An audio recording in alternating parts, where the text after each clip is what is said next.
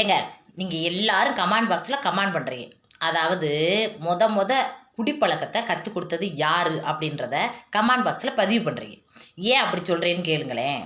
அதாவது பெத்த தாயின் தகப்பனை வந்து பிள்ளைய குடிகாரனாக மாற்றிடணும். பெரிய முழு நேர குடிகாரன் கூட தன் பிள்ளையவும் குடிகாரன் ஆக்கிடணும்னு நினச்சி பாட்டிலில் தண்ணியை ஊற்றி கோட்டரை கலந்து இந்தான்னு குடிக்க கொடுக்க மாட்டான்.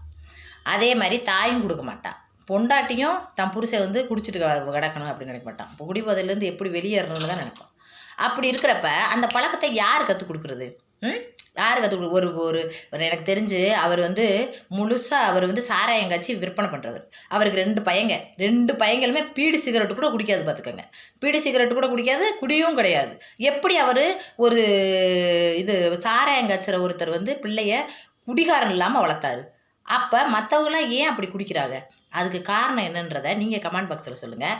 எனக்கு தெரிஞ்ச காரணம் என்ன தெரியுமா?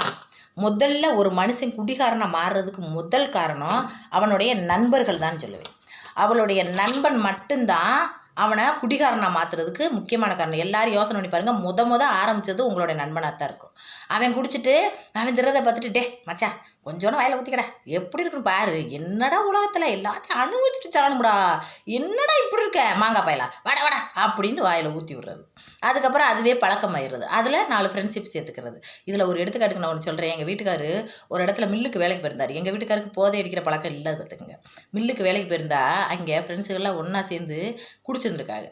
அப்போ போய் சாப்பாடு ஓனருக்கு ஃபோன் பண்ணி கேட்டுருக்காரு. சாப்பாடெல்லாம் அந்த பசங்கிட்ட இருக்கு, போய் வாங்கிக்கங்க இருக்காரு. அங்கே போய் சாப்பாடை போய் கேட்டிருக்காரு. அதுக்கு அந்த பசங்க சொல்லியிருக்காங்க, வாங்க ப்ரோ உள்ளே சேருங்க, நீங்களும் ஒரு கோட்டை அடிங்க, அடிச்சுட்டு சாப்பிடுவோம் வாங்க அப்படின்னு. இல்லைங்க எனக்கு குடிக்கிறதெல்லாம் பழக்கம் இல்லை, சாப்பாடை கொடுங்கன்னு இருக்காங்க. என்ன ப்ரோ குடிக்காமல் என்ன வாழ்க்கை வாழ்றிய?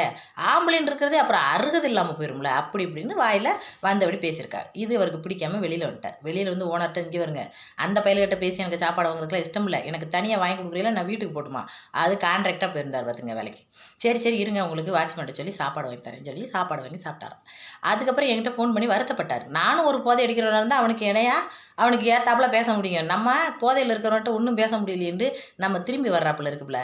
அதாவது இப்போதைக்கு குடிச்சிட்டு கூத்தாடிட்டு கஷ்டப்படுத்துகிறவன் தான் வந்து மனுஷன் மதிக்க கூட செய்கிறேன். நம்மள மாதிரி நல்ல மனுஷனாக இருந்துச்சுன்னா மதிப்பு கூட கம்மியாக இருக்குது அப்படின்னு வருத்தப்பட்டார். அந்த மாதிரி எண்ணங்களை உருவாக்கிடுறான் ஒரு மனுஷன். வந்து ஒரு மனுஷனுக்கு நம்மளும் குடிச்சா தாண்டா அவனுக்கு இணையாக பேச முடியும் இருக்குது, நம்மளும் குடிச்சா தாண்டா இந்த இதில் வந்து சமுதாயத்தில் வந்து நல்ல ஒரு இதுன்னு சொல்லுவாங்க அவருக்கு அப்படின்ற எண்ணத்தை உருவாக்குறதுனால தான் ஒருத்தரும் அதிகமாக நிறைய பேர் குடிக்கிறதுக்கு காரணம்னு நான் நினைக்கிறேன்.